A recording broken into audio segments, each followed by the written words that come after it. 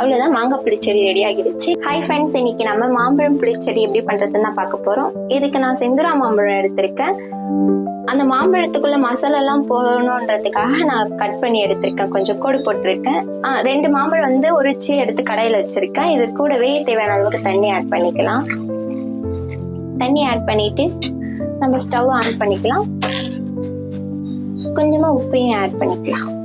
இது வந்து ஒரு 10 நிமிஷம் அளவுக்கு வேகட்டும். ரொம்ப கொலன்னு வெந்துடக்கூடாது, லைட்டா வந்திருந்தா போதும். இப்ப அது நல்லா கொதிக்கட்டும். அதுக்குள்ளவே நம்ம மசாலா ரெடி பண்ணிடலாம். தேங்காய் வந்து கட் பண்ணி எடுத்திருக்கேன். ஒரு 1/2 மூடி அளவுக்கு தேங்காய் எடுத்திருக்கேன். ஒரு பச்சை மிளகாய் சேர்த்துப்போம். ஏற்கனவே ஒரு பச்சை மிளகாய் சேர்த்திருக்கோம். இது கூட ஒரு பச்சை மிளகாய் ஆட் பண்ணிக்கலாம். இது கூட 1 டேபிள் ஸ்பூன் அளவுக்கு ஜீரகம் சேர்த்துக்கலாம்.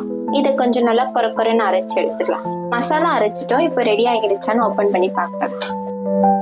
நல்லா கொதிக்குது. ரொம்ப வெந்துடக்கூடாது, லைட்டா தான் வைக்கணும். நம்ம அரைச்சு வச்சிருக்க மசாலாவை இது கூட சேர்த்துடலாம்.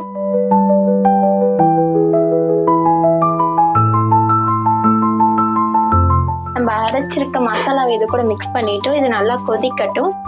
இது கூடவே நம்ம தயிர் ஆட் பண்ணணும். அதை அரைச்சு எடுத்துடலாம். நல்லா கொதி வந்துடுச்சு. இப்போ நம்ம தயிர் ஆட் பண்ண போறோம், அதனால ஆஃப் பண்ணிடலாம்.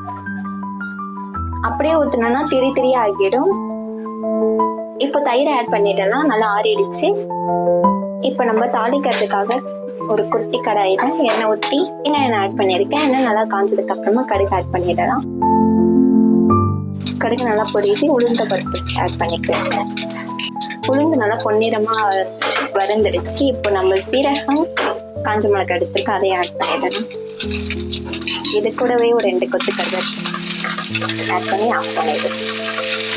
அவ்வளோதான், தாளிப்பு ரெடி. நம்ம ரெடி பண்ணி வச்சிருக்க அவ்வளோதான், மாங்காய் புளிச்செடி ரெடி ஆகிடுச்சு. நீங்களும் இதே மாதிரி ட்ரை பண்ணி பார்த்துட்டு எப்படி இருந்ததுன்னு கமெண்ட்ல சொல்லுங்க. உங்களை இன்னொரு வீடியோவில் சந்திக்கிறேன். Tata, bye, see you.